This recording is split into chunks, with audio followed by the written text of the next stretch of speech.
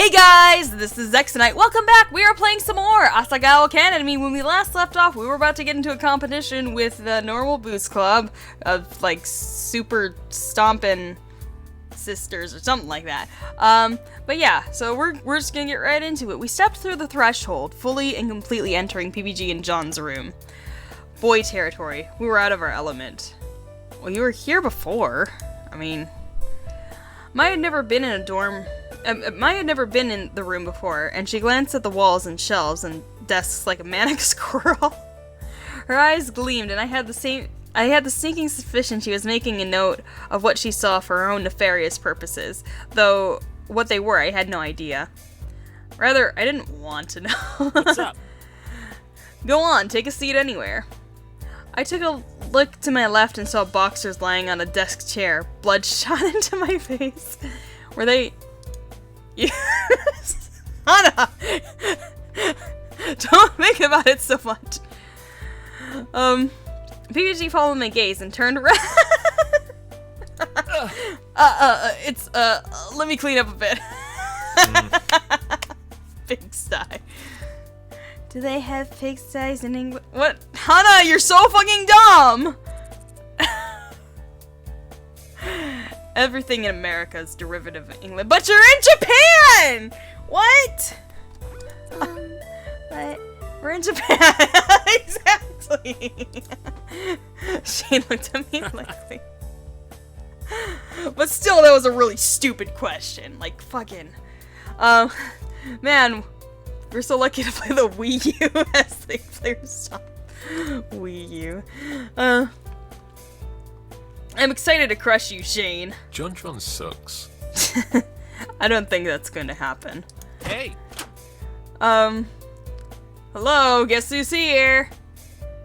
Gerard entered without knocking, a bright smile on his face. Hold on, what? Aw, man, Shane got here before me. Did you fail to see me leave? Yeah, whatever. I was hoping you were in the bathroom or something. We brought extra controllers. Does anybody knock around here? No, they're friends. And they were having a thing. No, why would we? To be polite. Pfft, girls and their ridiculous social... Right? You're fucking friends. Just fucking get over it. What? An intricate knock clattered through the entryway, and I pointed toward the door in defiance. See, someone knocks. Good morning. Hello, I brought bagels. I figured we didn't want a repeat of last year. What? What happened with bagels last year? That's what I thought. Oh, people with low blood sugar and shit. Ah, that's my husband. What? You're perfect.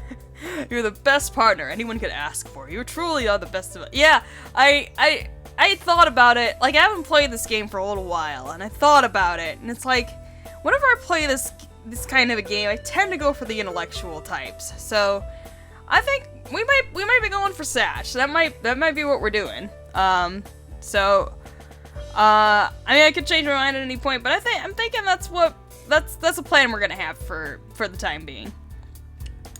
Can't you just ask for one normally? What?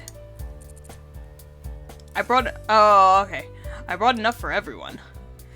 Jared leaned his head against Satch's shoulder and whispered into his ear. I knew I could trust you. Okay, well, everyone pick a place to sit and we'll hand out bagels and then we'll get started. Yay, bagels! It makes me happy. I want a bagel, man. Bagels are so hard to come by. I'm getting off track. Anyway, I scuttled to the side of the room against PBG's bed and next to mine. We've been sitting with them at lunch, but it wasn't until now that I realized how crazy having all the Normal Boots guys in one room could be. 9 adolescent men in one room.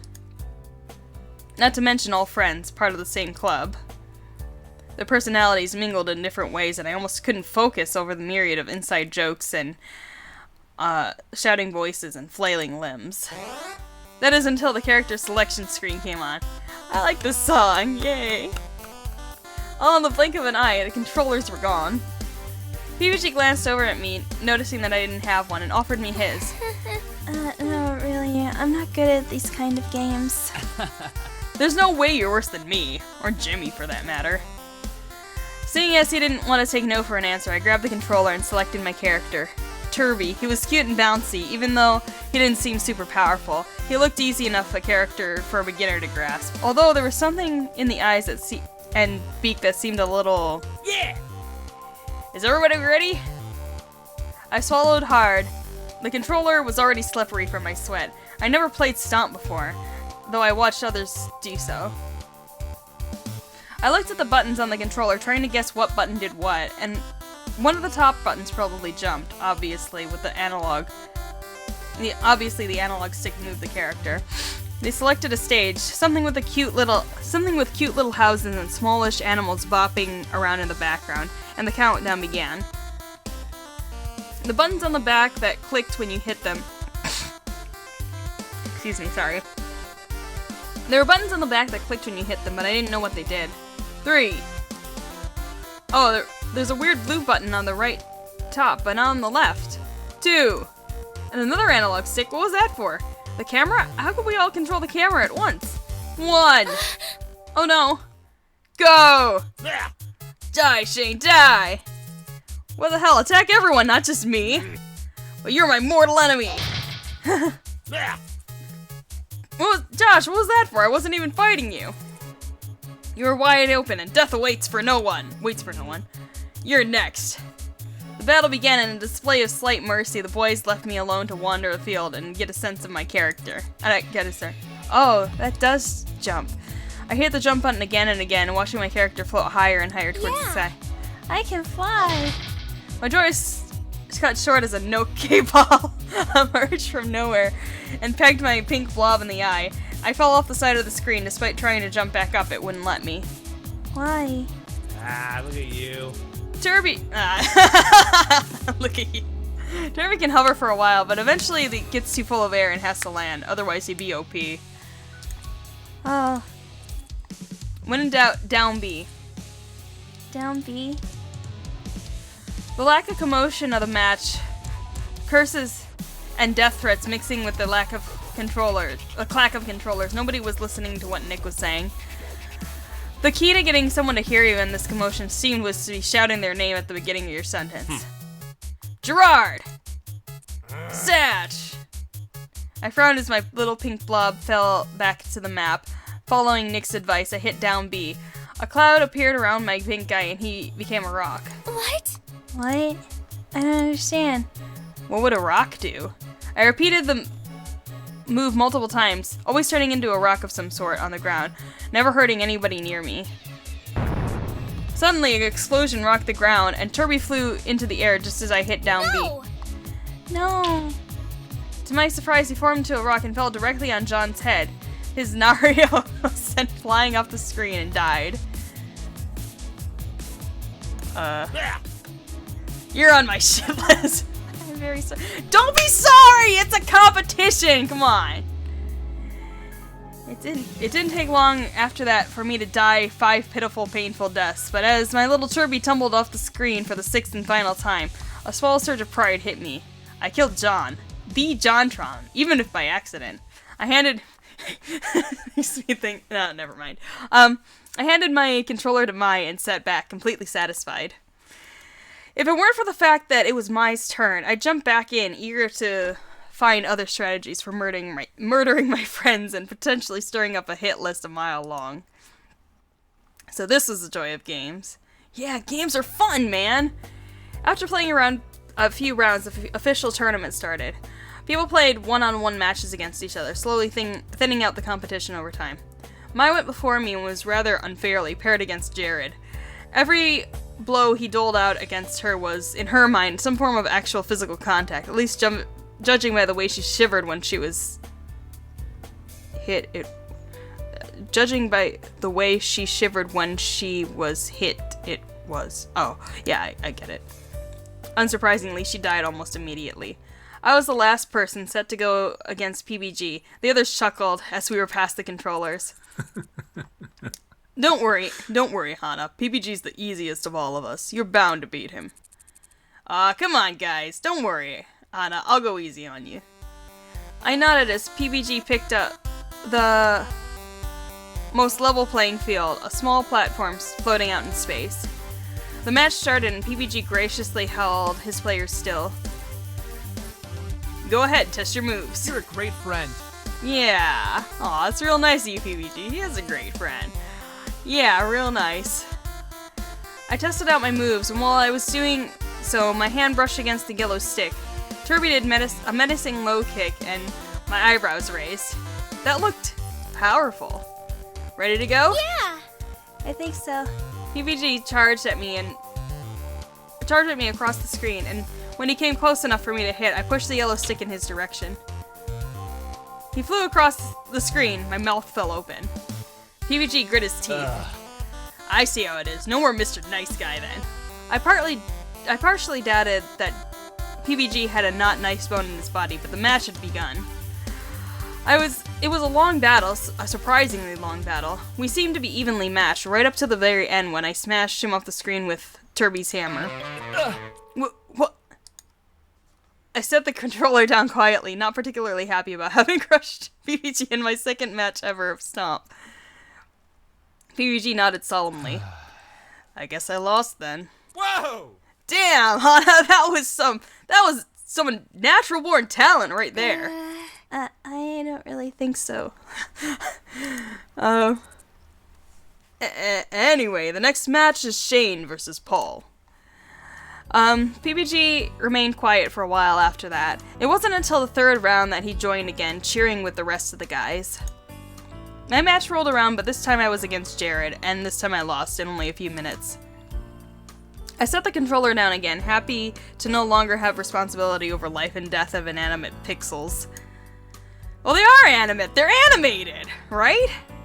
I don't know. As I did so, I saw Paul lean in to whisper something to Shane, whose eyes flew wide open, and then his face shut down. Over my dead body. They slid to me, and I looked away. They were talking about me, weren't they? I scooted over to Mai, feeling more comfortable near here than any of the guys. We cheered for Jared right up until the very end. He lost to a supernaturally agile Shane, who was seemingly being fueled by the rage of 1,000 demonic toddlers. What? Everyone, that was a great round. Looks like we're in better shape than last year. Well, all of us except PBG. That was uncalled for. Totally deserved, anyway. Anyways. I'm tired, so get out of my room, please. He grinned broadly. Not finding anything wrong with how he summarily dismissed us. Maya and I gathered our things and left the room with the others, who, laughing and joking, dispersed in all different directions. Together, we shuffled home. We fell into the doorway exhausted, with barely enough energy to change into our PJs. Maya leaped on the bed with a happy sigh. Oh, Hana, I'm so glad you came to Asagao. As if this couldn't have happened without me here. Maya shoved her face into her pillow and emitted a muffled reply. Yeah, whatever you say. What was that supposed to be? I don't know, whatever. I fell into my bed, staring at the rungs that kept Mai and her mattress from collapsing onto me and smothering me to death in the night. Good thought. I would think that there would be like a... Oh yeah, they're rungs. That's what it said. That was really fun. Video games are fun, Mai. Really? Really? She shuffled around on top of her bed. I mean, I thought it was okay. It was passable. I don't know if I'd call it super fun or anything. Really? No, I loved it. She chuckled. It seems like you found your calling. I'm sure I have. Both Mai yawned. Just go to sleep. I'm exhausted. I when it's like they'll read half the line and not the other half. I don't know. Smiling, I got up and turned out the light. Our light. Good night. Good night, Mai. Okay. As the chill As the chill weather of early spring faded and warmth stretched across Asagao, I itched to go outside. With Satch's book in hand, I took to the streets. Since many people realized how rare this moment was, most of the usual benches and grassy spots were taken. I kept walking until I came to the soccer field, where there was a practice game being held, and PBG and his friend Jeff were running across the field. Being a skirmish, isn't it a scrimmage? Skirmish? I don't know. The bleachers were almost completely empty. Students scattered in the metal seats, but there was more than enough room for me. In one swift motion, practiced many times over my life, I sat down and spun my backpack into the space next to me and pulled out my book. I was nearly done with it, and I wanted to see if I could finish it today. It was due a few days ago, so I was under pressure. Well, why didn't you just, take it back and check it back out? You can totally do that and, not have it be late. And, I don't know, do you have to pay a late fee at a school library? I don't know, it's been so long since I've checked a book out of the library. I think they just get mad at you at all, but this is, a private academy, so I don't know. But, still, you can just totally give it back and then check it back out the next week. I mean, or, you could just, I don't know, whatever. At a pause in my reading, I looked up to watch PBG on the field. A shock of color at the base of the bleachers caught my eye. It looked like some kind of metallic candy wrapper, and a pang of annoyance struck me. Why was there was a trash can nearby? Why litter? But as I jumped down the steps of the bleacher and nearly slipped off one, it became clear that it wasn't trash. The colors changed as the angle of the light did. It was an iridescent purple figurine. An itty-bitty and a kitty. Was it Gerard's? He was the only person I knew who collected them. I held it up to the nearest student, who shook his head. I was free for a while. Gerard was really into the IBK scene, so if it wasn't his, he'd probably know who it belonged to. One problem, I had no idea where his room was. Conveniently, at that moment, PBG ran off the field to get a drink. I approached him holding the kitty in front of myself like a talisman. Hey! Hey, PBG, do you know Gerard's room number? I think he dropped this. I held up the kitty again. It glittered in the sunlight, much like PBG. Just now with all this physical activity. Oh, Gerard! Gerard was just here. It has to be his. I asked him to bring my goalie gloves. I wasn't ready to take McJones's place today. His room was right across from mine. Oh, great. Thank you so much. Hey! Hurry it up, PBG. PBG groaned. It wasn't much of a break. See ya. Gotta go. Good luck. He took a huge gulp from his water bottle and poured the rest on his head and jumped back in the game. I love doing that. His teammates patted him on the back and rejoined them. I placed the IBK in my uniform's Lilliputian pocket. Lilliput. I know what it is. It's a place. And headed to Bluebell. I entered the Bluebell house, passing a boy, and a passing boy frowned at me. Was I even allowed to be here by myself? I shook my head. There's no time. Well, you came here by yourself when you gave PBG's homework, right? No time to be afraid. Today I had a mission. Just as PBG said, there was a door. It was the door right across from his. I knocked and fished the IBK from my pocket. Shane answered the door, not pleased at all to see me. Hi, Shane. How are you? He was Gerard's roommate? Why? Why was he Gerard's roommate? I tried to laugh to diffuse the situation. Well, we learned that yesterday, didn't we? I don't know, whatever. I tried to laugh to diffuse the situation, but it felt weak. I felt like I was only making things worse. I didn't know what went on in Shane's mind. He looked at the IBK in my hands. Gerard should be back in a few minutes. Okay, I'll just wait in the common room. When he gets back, can you tell him to try and find me? I could read downstairs. Even if it took Gerard an hour to get back, I could keep myself occupied. Shane sighed and leaned against the door frame. I could tell him, but it would be much easier if you waited in here. He put his hand out, gesturing me inside. Alright, thanks. Oh, yeah, look at all the kitties! Ah, I like them. Oh, I like this artwork on it. These were both artworks that were in the cafeteria, though. So I don't know. I don't know about this one, but like definitely this one I've seen in the cafeteria. Anyway, oh, they got like this nice setup. Oh yeah, this must be yeah, like this is Gerard's side and this is Shane's side because he's like got all the drawing stuff for the comics and stuff, and there's the kitties on this side. Anyway, I entered the room and stood smack in the middle of it. Shane plopped onto a chair in front of what must have been his desk. I sat down in what I assumed to be Gerard's chair on the opposite side. Shane swiveled around and started to click something into his onto something on his laptop. Seeing as he wasn't much for small talk, I turned to observing the room. The room was well decorated, one could say. There were a lot of itty-bitty kitties, each arranged neatly with its brethren of similar design. Every empty space not filled with the school-related objects was covered by the pads of a cute little cat, or at least a sealed box of one. Even parts of Shane's shelves had IBK on them. I had to admit, it was kind of endearing. Something about the dedication required was sweet. Do you collect itty-bitty kitties too? Not really. They're Gerard's. I don't mind. I see. It's kind of niche. I'm surprised you're into them. Oh no, I don't collect them. I just found this one on the side of the field. PVG said that Gerard was there earlier, so I came to find out whether it was his.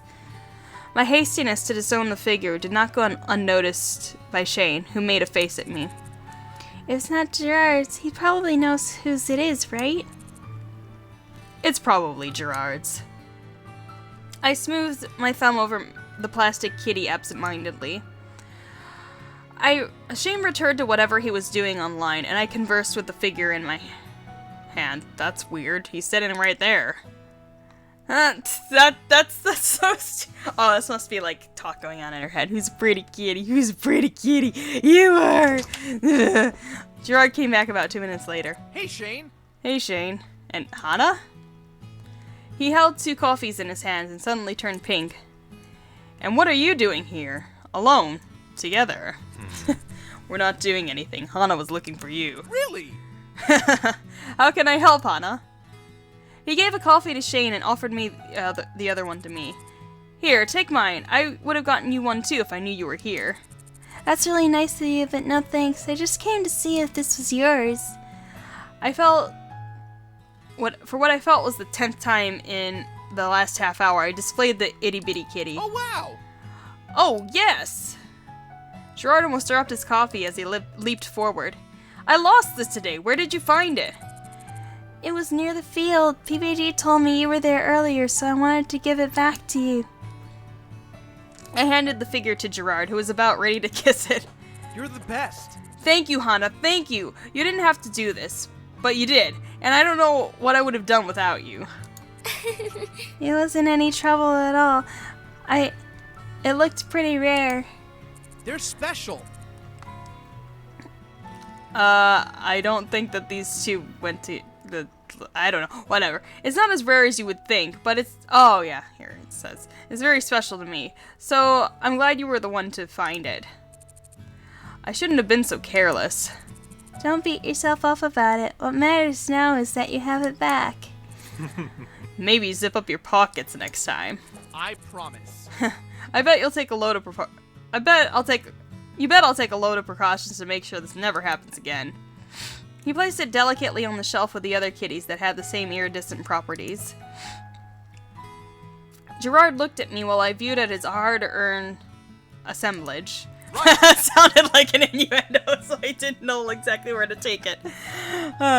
Oh, duh, Gerard, you dummy. How rude of me to not at least introduce you to my collection. Sorry.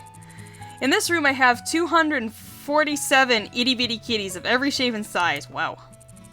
Doesn't look like that many. This is the newest set, the Catastrophes. They're a band. They're really popular right now. I traded my rare extras for these the other day. The one you brought back to me is from a set of 4 that are called Opalescence. They're currently the only shinies. They were so pretty, my gaze fixated on them. I've been missing the last opalescent. It's a purple one, Princess Pumpernickel. I've tried everywhere, but no one has them in stock. But there's only 3 copies in the world, so it's not really surprising. Wow. It's more surprising that I managed to get these ones. I have one of the most complete collections in the world. People think that the kitties the company gives me the newest figures, but I earn all my IBK. I can tell this took a lot of hard work. I'm amazed at how much effort you put into this. He sighed heavily and sat down on his bed. Complete it. Thanks, Hana, but I just wish I could get the last figure.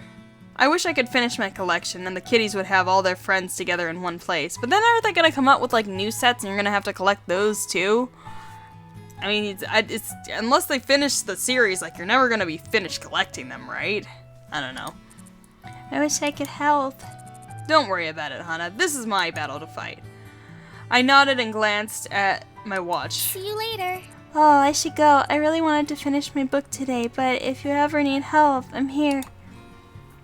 I stood up and waved to the both of them. Bye. Bye, Hana. Thanks again. Bye. See ya.